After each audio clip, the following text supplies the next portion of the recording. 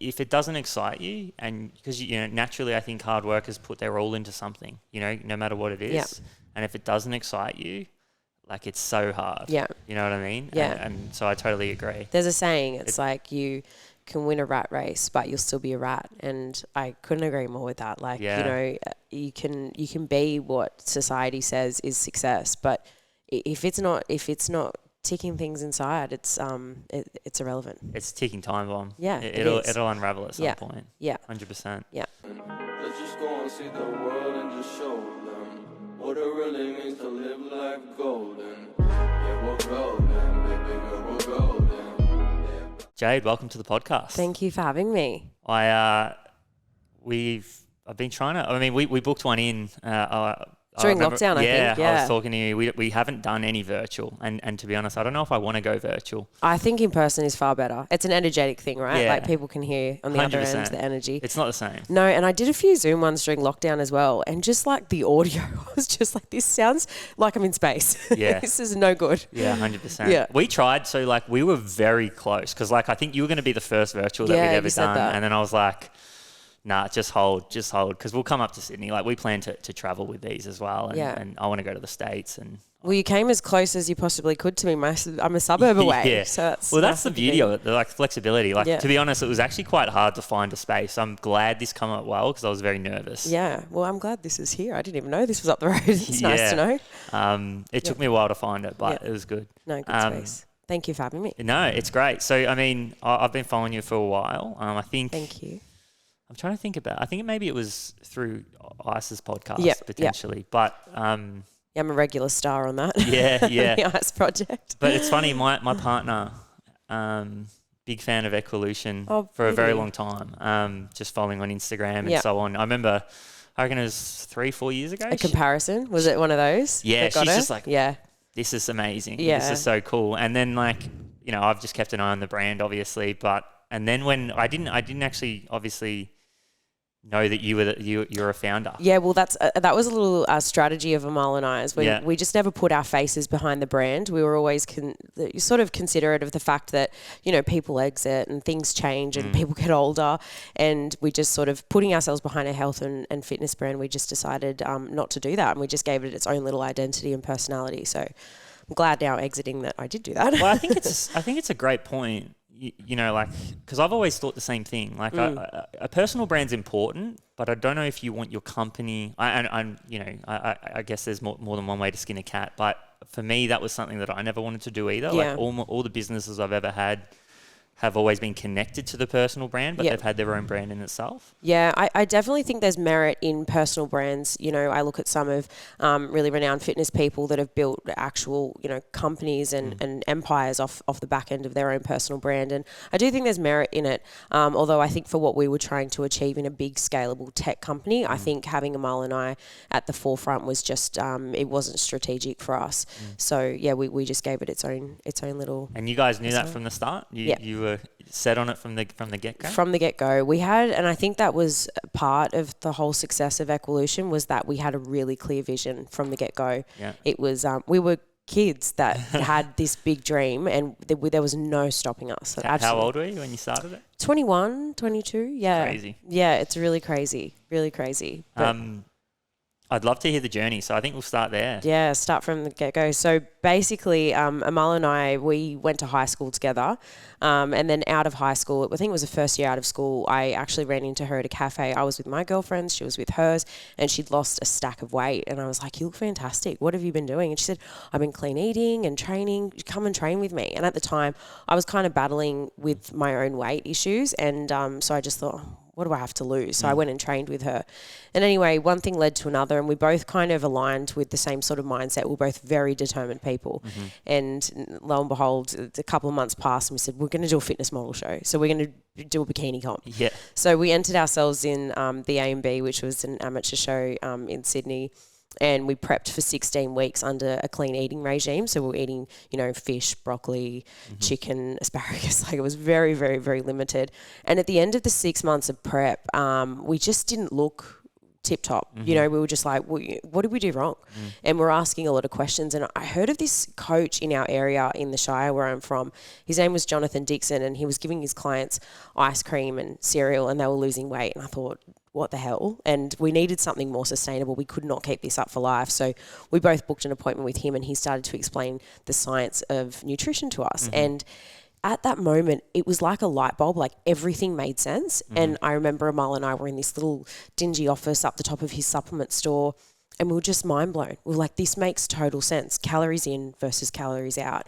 And I remember he showed us a study. It was called the Twinkie diet. It was about this professor who ate nothing but Twinkies for, I think it was a period of time. And he put himself on a calorie restricted 1,800 a day diet. Yeah. And he lost weight. Yeah. Despite the Twinkies. Yeah. Anyway, so lo and behold, he educated us, and we started working underneath him, creating meal plans for his clients. And then we were both working at Google full time.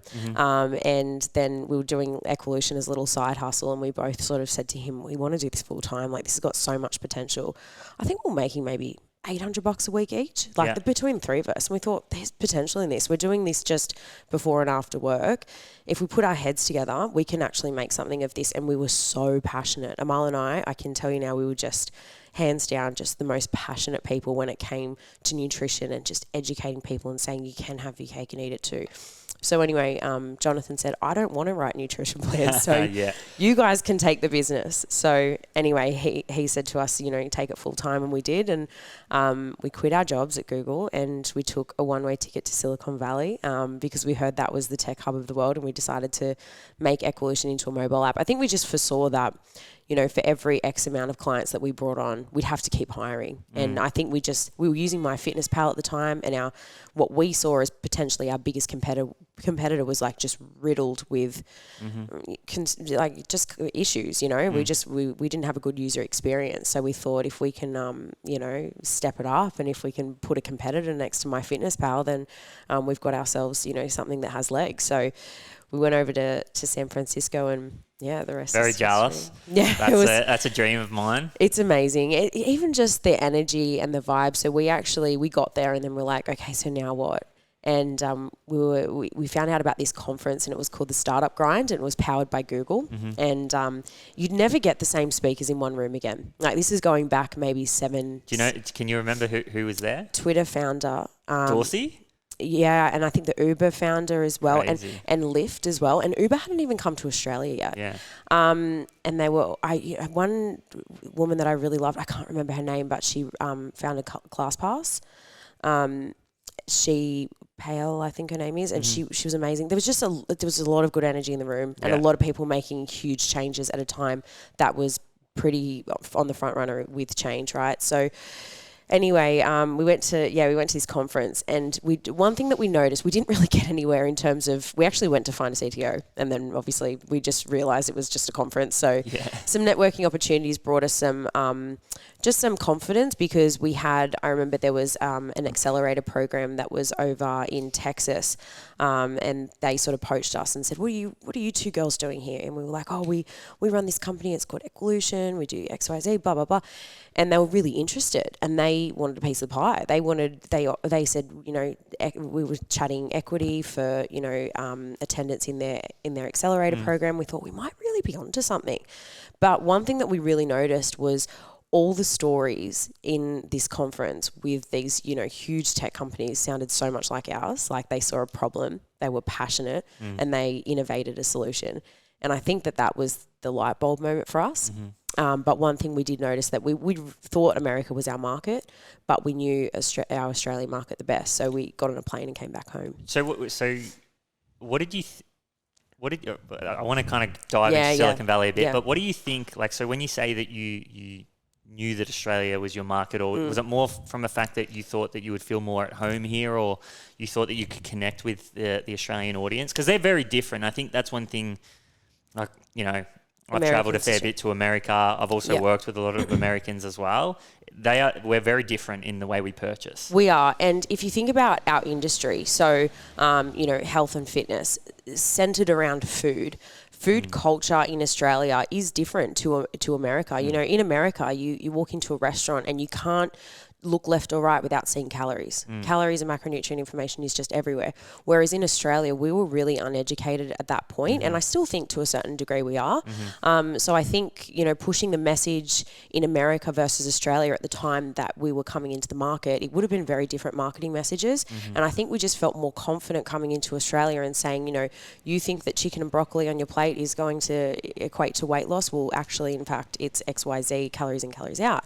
And I think, yeah, we just understood our Australian market, whereas America, I think they had a grip on it already, and I think there was just more of a confidence in that relation to the Australian audience. And you have to remember as well, we were also our first clients, so we were the clean eaters turned flexible dieters who found peace in flexible dieting and eating according to, you know, just a really balanced, we say 80% whole food, 20% soul food approach. So I think that, you know, just that understanding with the market was, you know, pretty imperative to bringing us home. Did competition ever kind of come into your mind, like in terms of the fact that, and maybe in retrospect you look back and say, well, you know, it was probably a smart move? Or it's so funny. I think this is something that comes with like being super young, and it wasn't an arrogance, but we just thought we were bulletproof. We just thought we were invincible. We'd made it before we'd made it.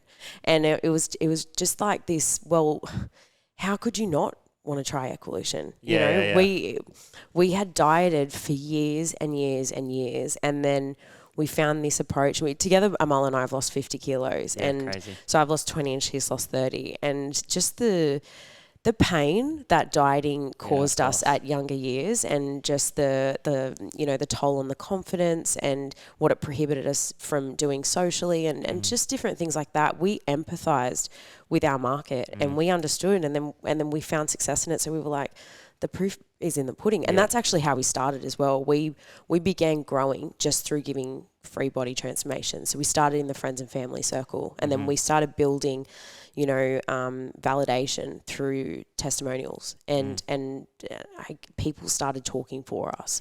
So that was really the key to the growth. Yeah, amazing. I want to go back to Silicon Valley now. And was there any experiences there that, or maybe conversations that you really think molded the direction of the company, or more so the progression of both of you as founders? I think something that made us quite wary was the fact that we were non-technical founders trying to start a tech company. I think that became quite obvious when we were over there. One thing as well that we sort of took from Silicon Valley, that a lot of big tech companies actually started in accelerator programs. So when we came back to Australia, that was the first thing that we started looking for, was an accelerator program. We actually got accepted into one called Incubate at Sydney Uni. And I mean, it was sort of amateur in the sense that a lot of the people in businesses in our cohort were just ideas that needed to kind of, you know, hatch out of its egg. And for us, we were sort of already a chicken, because we had a business and we had validation, we had paying customers, and we just, our pain point was always the tech. And I think that became clear in Silicon that was going to be an issue when we got back home, was just, and it's still to this day is really, it's taken us many, many years to actually build a solid team of in-house engineers, led by a CTO. And a lot of that just comes down to resource. It is incredibly expensive. We've spent millions of dollars building this app, and we didn't have that back then. Yeah, I think that's the misconception that, you know, I mean, everybody knows tech's expensive, but I think when you're in it, it's different, right? Like when, you know, like it's, because you look at like Uber, or you look at like these different technology companies, Airbnb, and you go, yeah, that would have cost so much to build, but you don't realize that at some point they were a small business too. Definitely. And also as well, just the end product of a tech product will never be what you begin as, and that first version ever. And I think, I'm pretty sure there was someone in that conference that said that 8 years ago. They said, you'll laugh at your first version. And I laugh at our first version. It's comical compared to what we have now. So I think for any, you know, new emerging tech companies, keep that perspective in mind, is that it is a process. And, you know, I'm exiting Equalution and about to go into a new venture, and I'm even wary of that. You know, I'm starting in a completely different place to what Equalution started at, and it's going to be a process. And the best processes are the ones that incorporate customer innovation, like the one they listen and they innovate based on customer experience and user feedback. So I think that's got to be kept in mind too. Did you guys, you know, when you first started building, or you know, maybe your first shot at building the app, was it that? Did you guys have it in your mind that it was going to be like a set and forget, like we're just going to build this once and then it'll work, or did you kind of know that it was going to take a few goes, or like what was the kind of? No, we did think the first build would be, you know, the final product, and we were aware that we had extra features that we didn't want to beef up the MVP with originally too much. So they were going to progressively come with time, and I think that's also a strategy as well, keep the people excited, you know, add as you go type thing. But we definitely thought we were going to have more success at the first shot than what it took 3 goes. It took 3 goes. So, yeah, we didn't get it the first time. And what were some of the mistakes, like, I mean, not the mistakes, but what were some of the things that went wrong, or some of the lessons that you learnt through those 3? Oh, look, I really think you get what you pay for, sort of thing. And especially in tech. Yeah, the first shot, we were in the Incubate program at Sydney University. We found a few uni kids. They built something for 10 grand. It just did not work. Our system, our back end, is very complex. There's sort of a staff admin portal that does the coaching on an automated basis, and then there's the user side. So they receive the meal plan and they can use the food diary to track their calories and macros. So there's a few different faces. It's just very complex. It's all driven by formulas and algorithms and things like that. That was the first shot. 10 grand did not work. Went offshore, spent maybe 280, did not work. Third time round was we actually outsourced to a team in Wollongong, which is down south to where we live, and that worked in the sense that from the user's perspective, it was a smooth user experience. But when we looked into things a little bit later, it did sort of need some fine tooth combing. So yeah, so it's taken a while. A few goes. Was there a reason you never went equity? You never kind of brought on equity partners? We always had capital, so we were always revenue positive, and that was just, or if we just threw everything back in.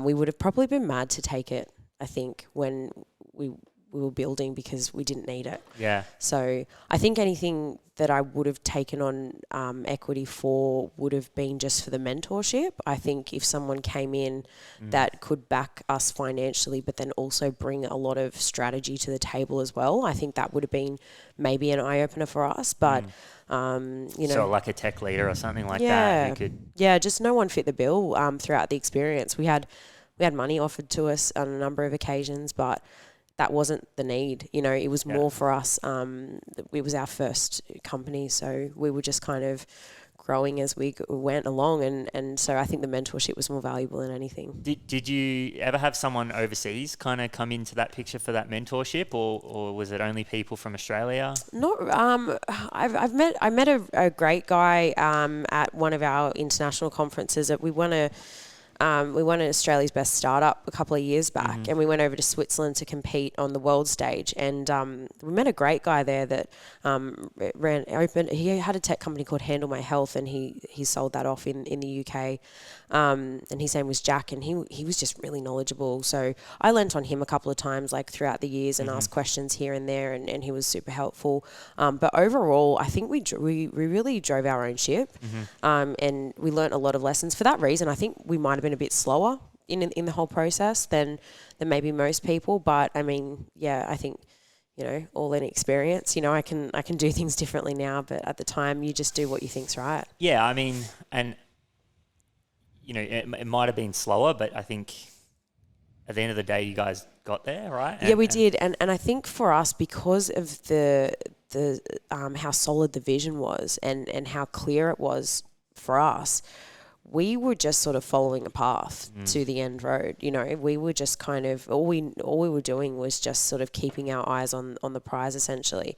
And, you know, there's a number of ways to skin a cat, and we could have done things differently to get there. But ultimately, the product as it stands today is exactly what 21 and 22-year-old Amal and I drew on a sketchboard 8 years ago. So, crazy. Yeah, it really has not changed and a lot. You had such a great foundation as well. So. We did, and everything that we built on a tech front was already validated on a manual front. So everything that we do in terms of an internal process and what the user sees and everything like that was something that was done very manually before we became tech. So that's how we generated revenue, and then we could automate the process. So we were using Google Sheets. We were turning meal. The typical nutrition. Yeah. We were turning Word documents into PDFs and then attaching it to a Facebook Messenger. Facebook blocked us for creating too many chats. Like we were communicating through Facebook chat and WhatsApp to thousands of people around the globe. It was just insane. It was crazy. So everything was validated before it was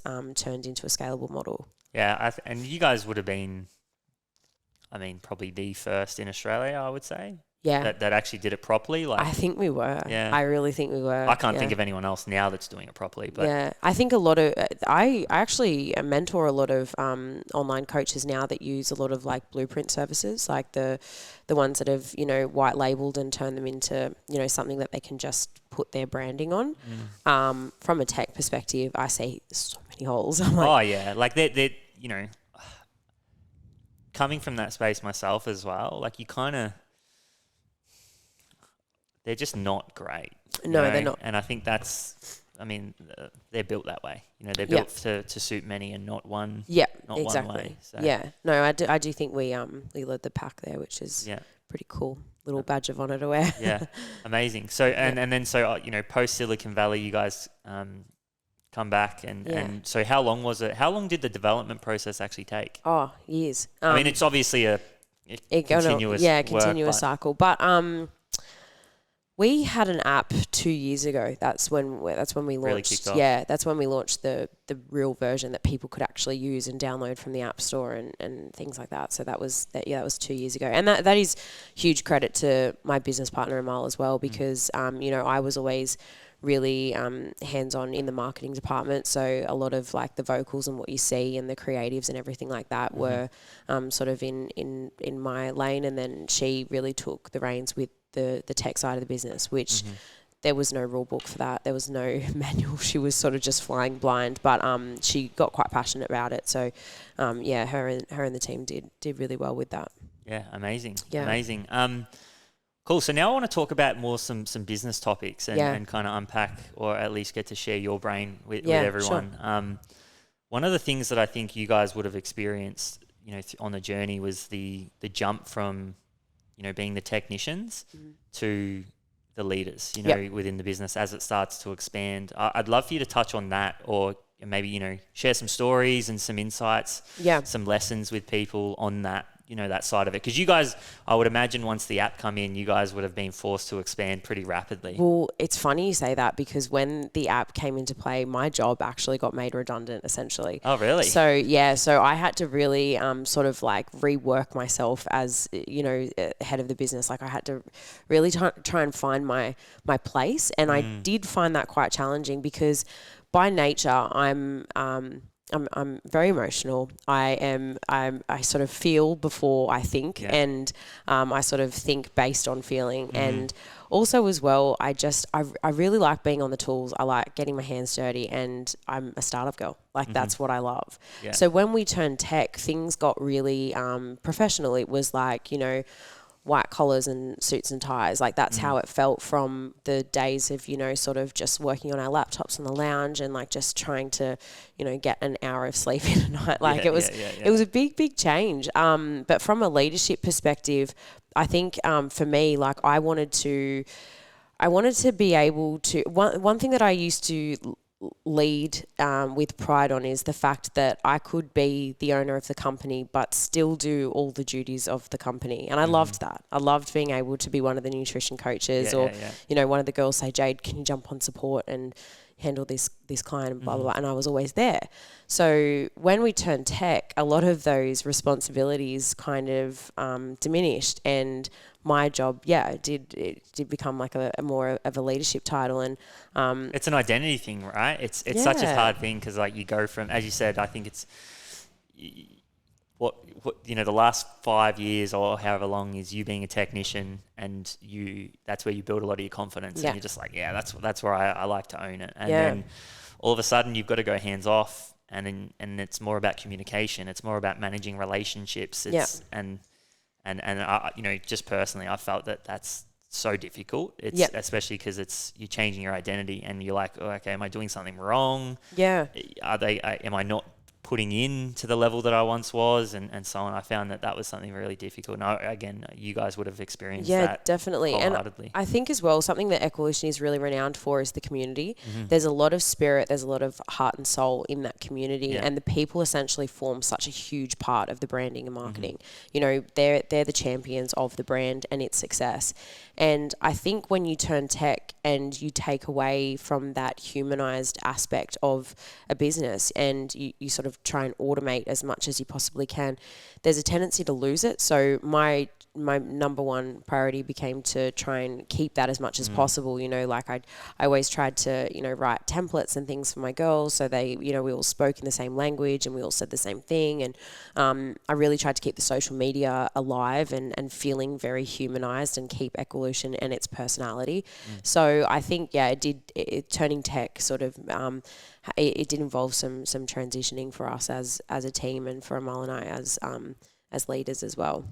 So once you started to build that team out, do you want to, I guess, share some insight on that process as well? Like, what were some of the roles that you went through first? Did you go to some of the stereotypical roles that come with the expansion of business, such as, you know, CMO and these kind of things? And how did you maintain the culture as well? Because I'd imagine that there would have been a small group of you initially, and then obviously as you start to expand. There's been a lot of shifts. So one thing that I will say that Amal and I took from our Google days is just the importance of culture.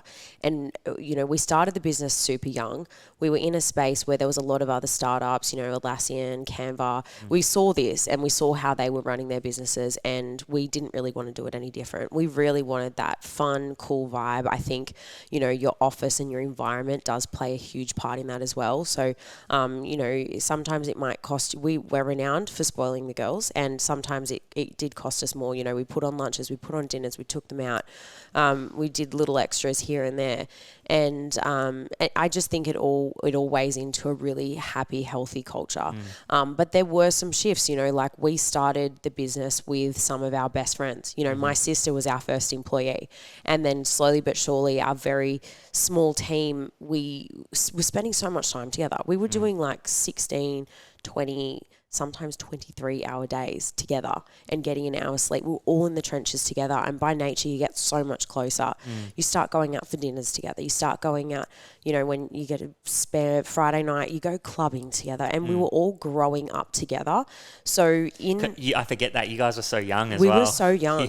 And we, Amal and we always laugh. We don't remember from like 21 to like 26, like 22, 26. We don't remember it because we were like head down, bum up. So then when we got to say like 26 and we started hiring, we had a bit of a team. We got the flexibility to be able to be like, oh my God, we've got a free Friday night. Let's all like go out. Let's go out together. We'll get a table. We'll do this. So culturally, there was a really cool little tight knit just energy forming between all of us. You know, we were like a little family.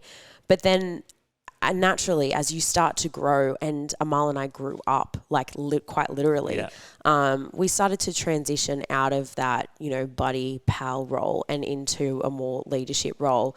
So I think we both I think there was a couple of Christmas parties ago where we said we take ourselves home at like 11 p.m. type thing, you know, just a few little things like that. But we never sort of took our eyes off the priority of making sure that the office was a happy place. And I think that was always, you know, really important to us. In terms of the actual team, the way we hired was really through desperation. So we would just get to a point where we're like, holy smoke, we can't manage this week. We're going to have to put another nutrition coach on. So a lot of our hires originally were just nutrition coaches, because for every X amount of clients we had, we needed a nutrition coach to support that group of clients. So that's kind of how we grew. And then of course, you know, you're always mindful of nutritionists, dietitians within the group of people. And then more recently, things have got a little bit more serious, and that's where that kind of top layer comes on. CTO, CFO. Yeah, that's more recent. That's been just as I left. Yeah.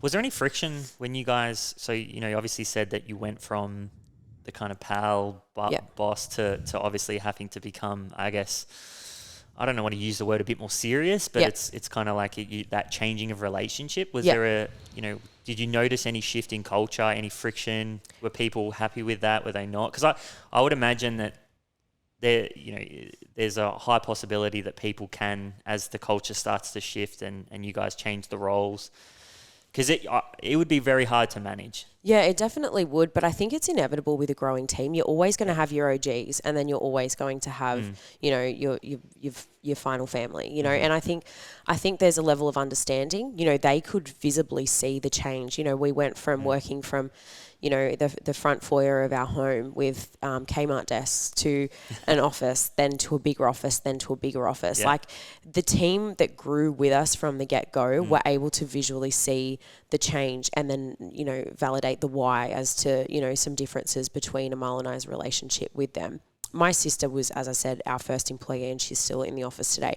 And she'd probably be the first to tell you that 5 years ago, things were very different. 4 years ago, things were super different. Probably more chill, but, that's not how you scale a business. Yeah, it's all part of it. And I think the girls have been really great in understanding. But, yeah, I think the OGs would tell you, like, the old days were fun. They were really fun. There was no KPIs. There was there was no roles. There was no bedtime. Yeah, it was sort of just like, we were all kids, just like making a real difference during the day and then sort of keeping a friendship past the after hours. Like it was a bit of fun. It was really, really cool. That's how it should be. Yeah. So the next kind of subject I want to talk about, because I feel like, you guys did a really great job at building a community, building a following. Yeah. It was, I remember like when my partner showed me and looking at the, some of the, just the stats, and I was like, wow. What do you see in 2022 as it relates to, say, social media and community? Like, what's the biggest opportunity? What do you think people need to do? I just think people need to get into the shoes of their audience. I think there's so many business owners, and I find it so mind-blowing when I'm doing mentoring and whatnot now, at how many founders are here to make coin. And I think whilst drive on a financial sense is great, I think what kept our heartbeats racing the entire time was the passion. I would never touch a project for money and not passion. Never. And I would never innovate because it's going to make me a shitload of money. And I think that's a huge difference between the entrepreneurs of today and the entrepreneurs of, say, 8 years ago. So, in the trenches in Silicon Valley, we saw passion, like we saw it. There was heartbeats in that room. And I think today there's a huge focus on money. And as a result, people are so caught up in, what influencers wearing their brand or how much they're paying for a post and what it's going to return, that they forget that their consumers are their champions. They have the ability to overnight turn their business into a success just through, multiples of people telling friends and family and speaking on their social media from a standpoint of, I'm not getting paid for this, but I just freaking love it, And they're the businesses that domino. They're the ones that grow and have legs. And I think that's why Equalution was not a fad, and it was a business with legs that ran. Yeah, it's so interesting. I mean, you could look at any large company, I think about Elon, and just comes. He's the first person that comes to mind, and it's like he's probably the richest. He is the richest man on the planet, and no assets, not one single. Like sold all of his, owns no home now, and it's just crazy. I kind of remember looking at reading a tweet of his, and it was like Elon's now the richest man in the world, and then his reply was like, "Oh, cool. Back to work," kind of thing. But I think like if you look across a lot of the most successful companies, you look at Dorsey as well, who's just kind of turned Square into Block, and he's obviously a big Bitcoin guy, right? Yeah. But you can just see that he does it for the passion. I think he spends half his time in, I think it's Africa. I remember seeing like a Zoom and he's in Africa and so on. But I think like that passion piece is so big. Look, I'm not going to lie to you. I'm no charity, and I don't, necessarily hate material things. Like I love nice things, and I've become accustomed to a lifestyle now that hard work has been able to bring me to. But in saying that as well, so many people during my exit of Equalution were like, why, girl? Like, why? And to a certain degree, to pack up, a healthy director salary and leave what's super comfortable and walk into the unknown once again is a little bit daunting. But if you're stale and energetically, if you've got more to give, and if you're not waking up every day with just this zest for what you do, I think, you need to reevaluate really. And that's, and especially when you're a hard worker, like definitely. If it doesn't excite you, and because, naturally I think hard workers put their all into something, no matter what it is. Yeah. And if it doesn't excite you, like it's so hard. Yeah. You know what I mean? Yeah. And so I totally agree. There's a saying, it's like you can win a rat race, but you'll still be a rat. And I couldn't agree more with that. Like, you can be what society says is success, but if it's not ticking things inside, it's irrelevant. It's a ticking time bomb. Yeah, it'll unravel at some point. Yeah, 100%. Yeah. Awesome. So, what's next? For me, okay, so I've still got a foot in the camp. So I'm still a director of Equalution, which obviously is a role that I take with full pride. And it's still my baby, and I still have, a vision for where I would like the company to go. And I have no doubt that Amal will fulfill that. So as soon as my exit's finalised, I will pack up shop and start another venture. And one thing that I became really passionate about throughout my Equalution journey, obviously being really deep in the health and fitness space. I've become sort of like an advocate for health and fitness myself, and I'm hugely passionate about movement. Like, I just think exercise is at the core of our well-being, mentally, physically, emotionally, everything. And, throughout, the many years of hard work, I have to say, diet-wise, things could get a bit inconsistent at times, but one thing that like held my sanity together was movement. And I came up with a bit of an idea in lockdown last year, and I've wireframed out an app called WeTrained. There's a user front end, and there's also an element for a B2B integration with personal trainers and gyms with their business as a management tool. So I'll be building that. Yeah. Very cool. Yeah. Back into startup land.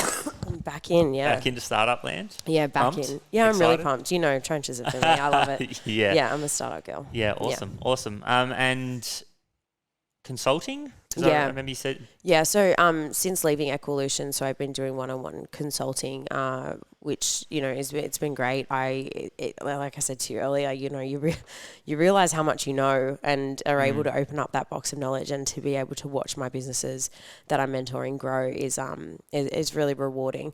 So I've been doing that on the side as well, and I'm hoping to kind of turn that into a more scalable model as well, so it's more accessible, without my involvement in a lot of businesses, because I think there is scalability limitations with that. So I'd love to reach as many as I possibly could. So I'll look at scaling that out too. I think it's a really I've kind of been down that journey. I think it's a really good way to figure out how your framework, you were talking about it before, actually, because you have to create it in the most simplest form. Definitely. So that others can understand it, and it also has to apply across many different businesses. Yeah, well, I'm working with a number of different industries at the moment, from men's skincare to a cookie company, like many businesses across different spaces. But I'm finding that from like an approach sense, my framework is relatively similar, like business to business, and the struggles are very relative business to business. So I think building it out in a way that can be delivered and packaged to a number of small businesses is definitely something that's possible. So I'll be looking at doing that in the new year too. Watch this space. Yeah. Awesome. So the last part of the podcast is Quickfire. Yeah. Okay. So this is I mentioned this on a podcast with someone, and it doesn't have to be short answers, because I had someone who just kind of like stopped. Said 3 words and was like, oh, is that it? So you just kind of go with the flow, answer how you want. Of course. And we'll kind of go from there. But okay, cool. Question 1, what's the most important factor to scaling a business successfully? Founder's vision, I think. Definitely. I think that, like I explained earlier, I think that destination piece is super important. I think if there's no destination, there's the path looks very, very blurry. So I think founder's vision is super important. I think it's crazy how you guys had that vision from the very get-go, like an app. The fact that you knew that it was going to get to that point from such an early age, one, but two, early on in the business journey is quite incredible. That's why I think I made the really difficult decision to exit Equalution, because when I started wireframing WeTrained, I had exactly the same feeling. I was like, yep, this can't have half of me. This needs all of me. So and that would have been so difficult for you. It was so hard. It's like having 2 kids and saying, I'm not sure if I want to raise the other one anymore. It's an awful feeling. I can it is imagine. awful. But my other child, the way I look at it, is off to college, and I don't. It doesn't need me anymore. So I feel like I've gotten it to a point where a lot of my position in Equalution was the branding, the marketing, the community, the growth. And that lives now, and that will live on, And I just feel like a lot of the roadmap from here on in looks very tech focused, and I think for me that's where, the passion diminishes slightly because, like I said to you, emotionally I was tiptoeing around all sorts of feelings when we turned tech, and a lot of it was just like, this isn't my space. I'm the branding and the marketing girl, So I think. I think marketing something like that at a scalable point versus at a growing point is very different. I think it says something about you as well, though, like, in terms of your confidence or even just your self-awareness to be able to realize that. Like, that's not, you've got something there, as you said, that's functioning, it works, it's comfortable. But the fact that you had the confidence in yourself, but also the self-awareness to be able to sit there and go, hang on, I'm feeling this way. Yeah. What's my next move? Yeah. Because that's that'd be a scary kind of place to be. It's quite confronting. You want to look. One thing I think that you learn in attracting success and experiencing it is it does feed your confidence. But I think something that is really important is to stay self-aware throughout that process. Like whilst you want to be the jack of all trades, quite simply, sometimes you're not, and I saw the future of Equalution. It was led by Amal and I, who hadn't scaled a business before. And I just thought, there's probably better people to take the wheel at this point in time. And I don't think it's me. So that was a part of the realization as well. For sure. Yeah. Awesome. All right. So one piece of advice for your younger self. Trust the process, because it is a process. And I think that, overnight success stories, they're a 1 in a million. Everything behind the scenes that social media doesn't show, the sweat off the brow, the blood, sweat and tears, all that kind of stuff. That's really where the magic happens. And I think you need to really lean into that. And I think that's where the best lessons are learned. Funny enough, I would have, that quote, it flies around Instagram all the time, you prayed for the things that you have now, that sort of idea. I would look at me maybe 8 years ago and think, we did it, pat on the back. But if I could turn back time and go and sit with Amal in those early stages again and just lean into it and feel the feels again, I'd go back there. Just to experience it. Yeah, I'd do Wouldn't change it for the world. No. So it's funny. You always want to accelerate and find the next victory, but just trust the process and enjoy it. Yeah, 100%. Really, really enjoy it. It's amazing advice.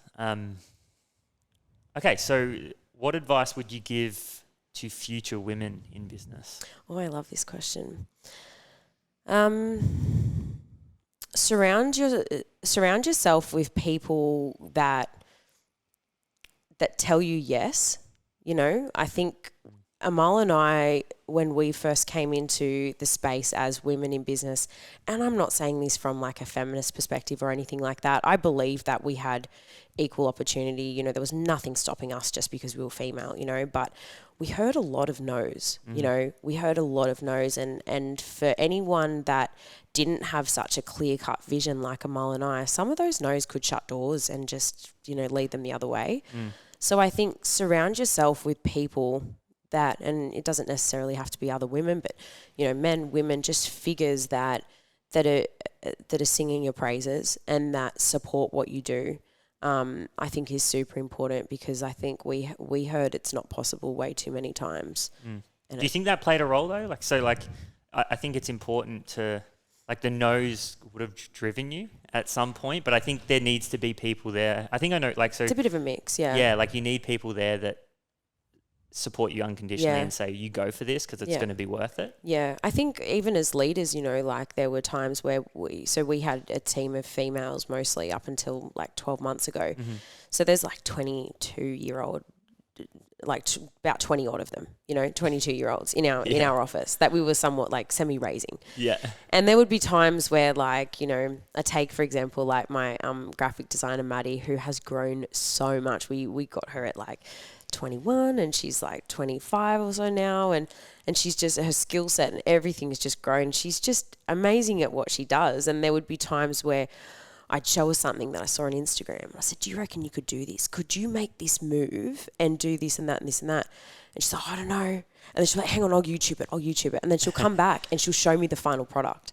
And I just think being around that sort of energy, people to say you can, you can do it. Like it's so uplifting. The no's and the, perhaps it won't work and the skepticism and all that kind of stuff. Yeah, it's got its place. But ultimately, majority over minority, you want to have those yes men around you. Yeah. You want to have a bunch of cheerleaders. You want yes inside camp. Yeah. You want people around you that are like, yeah, let's go for it. And then, the no's are probably going to come from people outside camp. Yeah. And that's okay too. Yeah, for sure. Last question. What's the biggest opportunity of 2022? I think artificial intelligence, augmented reality. Yeah. I think really, I think people need to keep their eyes open when it comes to technology. Bitcoin and whatnot is pretty inevitable where that's going. So I just think that one thing that I kick myself on, and I mean, you can't have regrets. And I had an amazing journey and Equalution was my path. But I was in Silicon Valley at a time where flowers were blooming and things were coming alive. And someone was in Bitcoin back then? Yeah, there was in our cohort in Incubate, there was a student that was talking about blockchain, and Mel and I were like, "What the?" By the end of the semester, we still didn't know what he was talking about. We're like, what is this? And this was like, if we'd listened back then. And even, in Silicon Valley when I was there, Uber hadn't even come to Australia. I just think if you're an entrepreneur, if you're an innovator, I think you need to keep your eyes open and your ears pricked because, the universe drops signs as to where things are moving. And when people start catching on, they swarm to it like wildfire. So I think, you really need to keep your eyes open when trends start to sort of drop themselves in society because they're usually the start of something. And I think I used a great program for some blog writing. It's called Jarvis AI. Mm-hmm.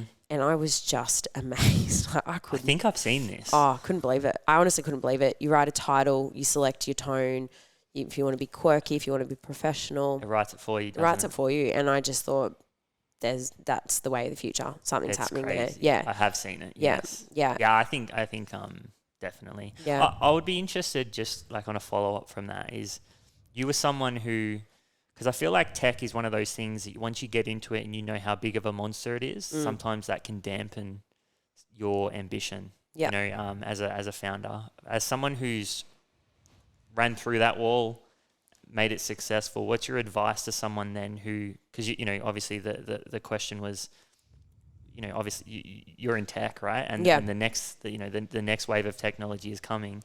What do you say to a founder who's about to embark on that journey? I just say still keep connected to your consumer on a human-to-human basis. Mm-hmm. Understand them, feel them, talk to them, build that community.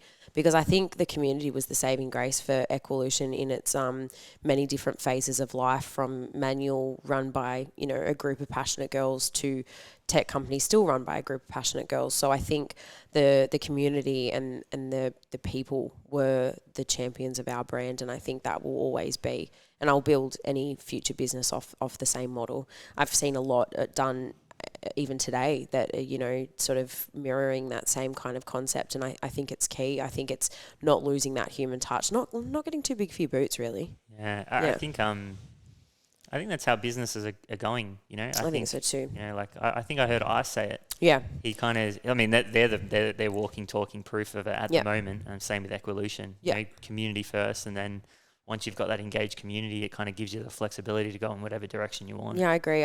Ice made a great point in a podcast that we did not that long ago where he said, he makes a lot of free content and often gets questions like, why? Why do you do it? And his take on that is, you know, you build the audience and you create so much engaging content that at some point or another, it's going to get cold and people are going to want a hoodie, and YKTR is going to be, you know, in the forefront of their mind. And I believe that. I really believe that, you know, Equalution, you know, similarly spoke this one language of just like the international language of bad relationships with food, and you know, so many people around the globe related to it, and at some point or another someone got sick and tired of dieting and said, that's it, I'm going to try it and I'm going to hope to God it works, and you know, they became a customer. So I think, again, going back to the importance of A, community, and then B, speaking their language, it's paramount. It's really paramount. Yeah. Doesn't matter how great your tech is, if you're not talking to the people, you're not creating impact. Yeah, 100%. Yeah. Great advice. Awesome. So we're going to wrap it up. Cool. Where can everyone find you? So just on Instagram, Jade Spooner. My website is www.jadespooner.com. And of course, follow Equalution for nutrition advice and one-on-one app coaching. Amazing. Thank you for coming on. I really appreciate it. Thank you. Thanks to the team as well. Thanks, guys. I appreciate you guys. Legends. And to everyone listening, appreciate you guys as well. Some massive things happening for us at the moment in terms of just the amazing guests we're getting on, and that's not possible without the support that we get from our listeners. So a big thank you to you guys, and we'll see you next week. Thank you for having me.